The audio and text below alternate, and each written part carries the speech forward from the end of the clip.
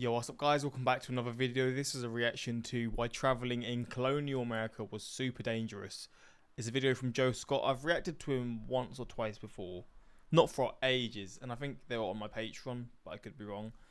But this video is an interesting topic. It's not something that I can say I would know about, but it'll be fascinating. We're going to learn about, I guess, the history of colonial America and see we're going to see why this was the case. I don't really know what could lead to this. Maybe it was to do with the Native Americans fighting back.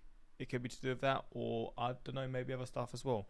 But yeah, we're going to check this out and see what made America so dangerous at this point in time. I mean, I assume it does actually somewhat make sense, to be fair, because you've got colonial America, so you're going to have all these new people that have come here. Is this then the period when America was trying to break off from Britain, break away from Britain, and then obviously that could have led to dangers there? Again, the Native Americans fighting back. We're going to see. Let's check this out and learn about this. Near Dixon, Kentucky is a junction in the road where U.S. Highway 41 meets State Highway 56. It's labeled on the map as Harp's Head Road State Historic Site. Its name hints at one of the most notorious crime sprees in U.S. history, bred from the very war that created the country as we know it. Jeez. This is the story of the Harp brothers, America's first serial killers. Oh, serial killers. All right. Before we begin, I want to give a quick warning that we're going to be talking about some pretty nasty stuff in this video. In fact, it'll be a miracle if this video doesn't get demonetized. Don't think just because we're talking about historical events that it's somehow tamer or more sanitized because it was a simpler time or whatever. If anything, it's the opposite. I'm just saying, I know some of you guys watch my videos with your kids. This may be one of those episodes where you just want to send them to the other room. Put a different video on for them. Here, I'll link to a video about smart animals. That's cute. Are they gone? Okay, let's begin. First, let's set the scene. It's the late 1700s. The United States as we know it doesn't really exist yet. Tensions between the colonies and the British Empire are at an all-time high. Protests broke out in multiple cities. In 1770, the British troops fired on a group of protesters in Boston, killing 3 on the spot. 2 more died later on from their wounds. This came to be known as the Boston Massacre. Although, like most things in history, the word massacre is a bit of an embellishment. The peaceful protesters were more like a drunken mob that descended on 9 redcoats who panicked and fired into the crowd. But, I mean, still, tension. 3 years later, the Boston Tea Party happened when protesters dumped more than 300 chests of British tea into the harbor to protest the Tea Act, which led to the most caffeinated fish of all time. All of this came to a head when fighting began in Lexington and Concord, setting off the American Revolutionary War in 1775. But just like the Boston Massacre wasn't quite as one-sided as we were brought up to believe, not everyone in the colonies were on board with the revolution. There were a lot of people who were doing just fine with the British and kind of wanted to stay with them. Like, think about how divided we are today, right? They were just as divided, but they were actually at war. Acts of violence broke out between neighbors on the different sides all the time. This was especially true on the frontier, which at the time were territories like Kentucky and Tennessee. So the idea of the frontier it's more of an abstract concept these days. There's nothing really today that you can compare it to. The frontier wasn't just unsettled wild land, it was kind of lawless. Every man for himself. There was no authority to go to if you got in trouble. And there were plenty of ways to get in trouble. Roads were little more than well-worn Indian trails through overgrown forests where around every corner or behind every tree there could be a gang of bandits ready to rob you, or hostile natives ready to protect their land with violence. And it's in this violent, divided world that the Harp brothers emerged. So another thing about this time period is this was a time of myths and legends like Johnny Appleseed and Daniel Boone, bigger-than-life heroes who tamed the wilderness and created a path for manifest destiny. But where you find bigger-than-life heroes, you'll also find bigger-than-life villains. And that was the Harp brothers. So all of that is to say that it's a challenge to discern what is fact and what is legend in this story. These are events that took place over 200 years ago involving some pretty seriously shady dudes. So let's start with the story. The story is they grew up in a family of loyalists who sided with the crown. And things escalated to the point that one day a group of revolutionaries attacked their family and lynched their parents. The Harp brothers... Whoa. What did I just hear? ...crown. And things escalated to the point that one day a group of revolutionaries attacked their family and lynched their parents. Okay, so then they were set off from an early age to probably not be the best of people. I mean, I'm not saying that should lead them to do what I assume they're going to do, which is all terrible. But That is kind of dark. The Hart brothers then fled into the wilderness where they were taken in by an Indian tribe. The tribe taught them how to survive in the bush and, even more importantly, how to fight and kill like warriors. And after that, they spent the rest of their lives using those skills to take revenge against the entire human race, murdering anybody who came across their path and displaying cruelty beyond all human comprehension. That's the story. But there are a few problems with this story. First of all, the Hart brothers weren't brothers at all. They were actually cousins. Both of their fathers were Scottish immigrants who settled in North Carolina, and they grew up together. Their names were Micaiah and Wiley Harp, but they took on the nicknames Big and Little Harp because, you know, one was bigger than the other. Not the most creative nicknames I've ever heard, but they got the job done. Micaiah Big Harp was slightly older and obviously bigger.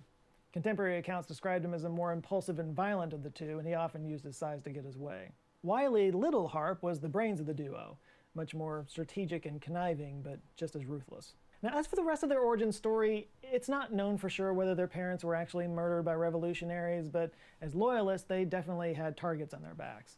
And this tension and ostracism definitely would have shaped their attitudes toward the world as they grew up. And the bit about them being taken in by Indian tribes, again, it's hard.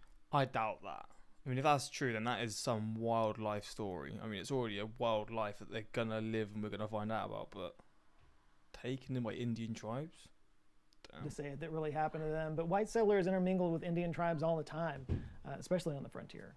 In fact, I was just reading in a book about how a lot of the early colonists abandoned their European communities to go live with Indian communities because they preferred their way of life better. Like, especially in the Northeast, the Haudenosaunee tribes, the Five Nations tribes, were a lot more egalitarian and democratic than the Europeans that came over and were all obsessed with status and social class and whatnot. In fact, the argument's been made that those values of egalitarianism and democracy kind of rubbed off on those American colonists and gave them that streak for independence and democracy that led them toward the revolution.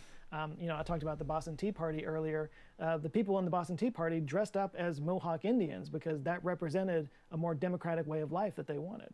But as I mentioned, some people were loyal to the British, and that's the side that the Hart brothers were a part of. And as the Revolutionary War took hold, they joined a Tory gang in North Carolina and waged guerrilla warfare against Patriot colonists. That's one way of putting it. The other way of putting it is that the war gave them a good excuse to assault, steal, and murder people. Although they did actually join the British in a couple of battles, including the Battle of Blackstock in 1780 and Cowpens in 1781. And then the Americans defeated the British at the Battle of Yorktown in 1781, and the war ended, meaning those colonial patriots that they'd been terrorizing and fighting against were now in charge. So they got the hell out of North Carolina and went west into Tennessee, which was just a territory at the time, mostly Indian country. By the way, that's another thing that the story of the Hart brothers teaches us is that, you know, the way we learn about American history is that we fought the war and then the war was over and everything was good, all was right with the world. But the truth is way messier than that. Like I said before, there were major fractures over the Revolutionary War, and those fractures didn't just disappear once the war was over. In fact, the violence of the war years only intensified the hostilities and reprisals. So yeah, they moved into Tennessee where they were out of the jurisdiction of the authorities. And they took with them a trio of women named Maria Davidson, Susan Wood, and Sarah Rice. Now, again, details are fuzzy here, but some say that they were wives and accomplices of the Hart brothers. Others say they were kidnapped. There is public record of Wiley Hart marrying Sarah Rice, but apparently they all kind of shared the women. So either they were like a polyamorous Bonnie and Clyde situation, or they were... Wait, is this a picture of them?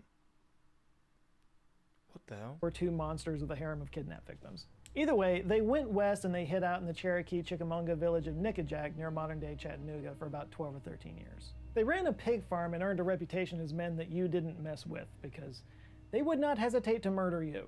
I mean, the frontier was chock full of rogues and bandits hiding from authorities and preying on travelers and new settlers, but even amongst the bad guys, the Hart brothers stood out. In fact, they weren't alone. They had a band of other outlaws with them, one of whom was a guy named Moses Doss. And maybe this gives some kind of clue as to what exactly their relationship was with the women, but at some point Moses became concerned for them. Perhaps he expressed his concern to them, maybe he threatened to take them to some authorities or something, but either way, they killed him. This is going to be a recurring theme. So by 1797, they were living in a cabin on Beavers Creek near Knoxville, Tennessee, and this is when something changed, and the Hart brothers went on the move. One story is that people started noticing that their pig farm had seemed to have run out of pigs, but they also kept coming to market to sell pigs all the time. And simultaneously, probably unrelated, A lot of other people's pigs were going missing. And they'd probably been stealing pigs for a long time, but nobody wanted to mess with them. But in 1796, Tennessee became a state, meaning there was now some kind of law and order in the area. So yeah, it was time to hit the road. So in 1798, Just constantly on the move. they set off on a trail of death and destruction across Illinois, Kentucky, and Tennessee that they are still known for to this day. And it all started with a man they met named Johnson at a bar, or a rowdy groggery, as they called it. So the story goes that they met the man and noticed that he had a nice full coin purse, and they convinced him to travel with them. Now this wasn't that unusual back then. Like I said, the roads were super dangerous, so people tended to travel in groups. So the Harps convinced him that they could help keep him safe. Big mistake, my friend. And so they left together, and instead, they killed him and took his money. A passersby found his body floating in the Holston River a few days later. It had been ripped open and filled with stones, which kind of became a trademark of the Hart brothers. They would fill the body cavity with stones and then dump it into a river to make it sink to the bottom. Which is kind of horrifying because even with all the killings that we know about that they committed, there's probably tons more that we don't know about because the bodies were never found. The Harps then moved east toward the Cumberland Gap to meet up with their wives. They killed twice more while on the Wilderness Road. This time was a pair of travelers named Paca and Bates. The second time was a young man named Langford, but like their other victims, they didn't dispose of the body very well. Langford's body was found by a nearby innkeeper who recognized it, figuring out that it was the Harps that committed it. With their rate of violence escalating, a posse formed and chased the Harps, who were caught on Christmas Day in 1799. They were imprisoned in Stamford, Kentucky. Enough evidence was found for a trial in the District Court of Danville, Kentucky, but just before the trial date in March, the Harps escaped. Some think with the help of their wives. They are some sneaky fellas. In April, the Kentucky governor placed a $300 reward on each of their heads. That's money back in those times. It's about $7,000 in today's money. Jeez. Now, one might think that they would consider that a bit too close for comfort and lay low for a while, but they didn't. They kept on killing people. They headed west where they killed 2 more men on the trail, and then near the mouth of Saline Creek, they came across 3 men who were camping, and they joined them for some s'mores. I'm kidding, they killed them. They eventually found themselves at an area called Caven Rock in southern Illinois, which was a stronghold of the river pirate Samuel Mason. Yeah, I mentioned the bands of bandits and robbers on the trails and stuff like that. Did I mention the river pirates? The Mason gang used the cave as a hideout, and from there they would attack supply boats heading up the Ohio River. And this seemed to be as good a place as any for the Harps to settle down for a while with their wives and 3 children. Oh yeah, they had some kids at this point. And this was a good fit for a while, but eventually the Imagine being their ancestors. That is some story. Harps found a way to cause more trouble. Now, keep in mind, the Mason gang was one of the most brutal gang of pirates around, but even they saw the Harps' brutality and were like, dude, chill. Because the Harps apparently had a kick out of taking travelers up to the top of the bluff, stripping them naked, and then throwing them off the cliff, like you do. So yeah, the Mason gang kicked them out. And this really is what made the Harps stand out. There were tons of thieves that would kill to protect themselves or to serve their own interests, but the Harps, they killed for sport. They got off on it. Once they were dismissed from the Mason gang, they headed back into eastern Tennessee and continued their killing spree. In July 1798, they killed a farmer named Bradbury, a man named Hardin, and a boy named Coffee. More bodies were soon discovered. William Ballard was disemboweled and thrown into the Holston River. James Brassel had his throat slashed and found... I find it insane how they've got all the names of the people they killed as well. There's probably more too that people just never have been linked to them. ...on Brassel's knob. And John Graves and his teenage son, their heads were axed in south central Kentucky. And in Logan County, Kentucky, they killed a little girl, a young slave, and an entire family who were sleeping at a campsite. What the hell? They also killed and disemboweled a man named Trowbridge in August. With the violence escalating and a bounty on their heads, they found themselves being chased by various posses. And in one close call, the posse was bearing down on them, and Big Harp's infant daughter started crying. And, the crying threatened to give them away, so he bashed her head against a tree. He would later confess genuine remorse for this. It's the only murder he ever claimed to feel bad about. But it was in the summer of 1799 when it all finally caught up to the Hart brothers. They came upon the home of Moses Stiegel in Webster County, Kentucky, and purchased the room for the night. Actually, it was kind of tradition back then that if you had a home and there were travelers going through the frontier, it was tradition to put them up in your home. While there, they killed an overnight guest named Major William Love. The story is that they apparently had to share a room with Love. He was snoring a little too loud. Wow. Big put an end to that. They then entered the kitchen and demanded that Miss Stiegel make them some food. She obliged, but then her 4-month-old boy started crying, and, well, we know how Big Harp dealt with crying babies. And when Mrs. Stiegel turned around and saw the sight of Big Harp cutting her son's throat and screamed, they killed her as well. Wow, okay, these people are... I mean, they're not people. What the hell am I getting myself into? And then burned the cabin down. This event would be the Harp's undoing. When Moses Stiegel came home and saw what happened, he quickly found a posse, and vigilante justice was about to take hold. By the time Stiegel's posse caught up with them, they had already murdered 2 more men named Hudgens and Gilmore on the trail. As the posse closed in around their camp, Little escaped, but Big was chased down. They managed to shoot him once in the leg and once in the back. And as the legend has it, as he lay there bleeding out, he confessed to his killings to the men who stood over him waiting for him to die. That's when Moses Stiegel took Big's own butcher knife and cut off his head. Jeez. According to the story, he did it while Big was still alive, and he did it as slowly as possible to extend the agony. Micaiah's last words were, quote, "You're a goddamn rough butcher, but cut on and be damned." Once it was over, Moses took Big's head and impaled it on the limb of a tree near the intersection of a local road to serve as a warning for other would-be bandits. That spot became known as Harp's Head Road, that I mentioned at the beginning of this video. But Little got away. He headed west again with the women and returned to the Mason gang at Cave in Rock, this time using the name John Seton. There, he managed to stay alive for another 4 years before his insatiable greed got the best of him. Turns out Mason had a $2,000 bounty on his head. That's about $50,000 today. So Little and another pirate turned on Mason and decapitated him. They took the head in for the reward money, and as they began to leave, a victim from an earlier riverboat attack recognized them. Authorities immediately arrested him, but he escaped again. What the hell? Maybe his nickname should have stuck with Wiley. That would have been better than Little. But a posse did catch up with him, and he was finally brought to justice. Tried, sentenced, and hung to death. And just to make sure he was dead, they cut off his head as well and placed it on a spike near the Natchez Trace as a warning to other outlaws. This was the February of 1804, and their bloody spree of violence finally came to an end. The 3 women were arrested and tried, but the community actually took pity on them. Again, there's still debate around whether or not they were willing accomplices or kidnapped victims, but in this case, they were seen as victims, or they were able to convince people they were anyway. Perhaps a piece of evidence that helped convince the jury was the fact that that whole thing where Micaiah murdered his own child, apparently that happened several times. There were 3 children, between the 5 of them, that survived, but apparently they had several more children, all of which were dispatched in the interest of expediency. It's hard to imagine a woman willingly staying with somebody who does that to their children or actively participating in it. Of course, there are female psychopaths too. Regardless, the 3 of them went on to marry, raise families, and live the rest of their lives in peace. In the end, the Harps claimed to have killed 39 people, but that number may be closer to 50 or higher. Like I said before, the way they disposed of bodies means that there could have been a lot more that nobody knew about. The Harp name became synonymous with violence, lawlessness, and unspeakable evil. And many family members changed their last names to hide the fact that they were related to them. Some just dropped the E, while others changed their name significantly. In fact, there's a rumor that Wyatt Earp was a descendant of the Harp brothers. Harp, Earp. But in a way, bear with me because this could get pretentious for just a second. Aren't we all descendants of the Harp brothers? The United States, for all its positives, has always had a dark underbelly to it.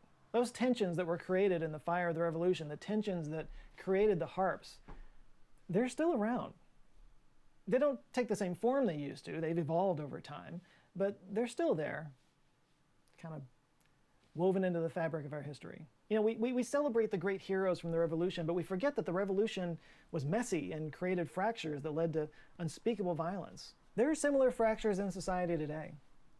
Fractures that manifest in evil and violent acts with relentless, overwhelming regularity. Am I working too hard on this? I'm just saying that there are lessons to be learned from the Harp brothers. This isn't just a salacious story about a couple of serial killers. They were serial killers formed by the very birth of this nation. Every rose has its thorn. You might even say... Damn. I see he's got an ad here, getting his money. See all that bag? But this is crazy. I could imagine there being like a film of this sort of thing. Oh, here we go. How has a filmmaker not grabbed this story yet? With the rise in westerns and horror movies over the last decade. Yeah, it's like a mix of the 2 most popular genres. Well, not most popular, but up there. Always think it's crazy how I've learned about history on random YouTube videos more than I did in school. But yeah, this was wild. These were some reckless individuals But I guess in these times, I say that. Obviously, serial killers are a thing, right? But in these times, killing was just a lot more, just sort of casual, I guess. But yeah, that's that. Hopefully you found this interesting. And until next time, peace.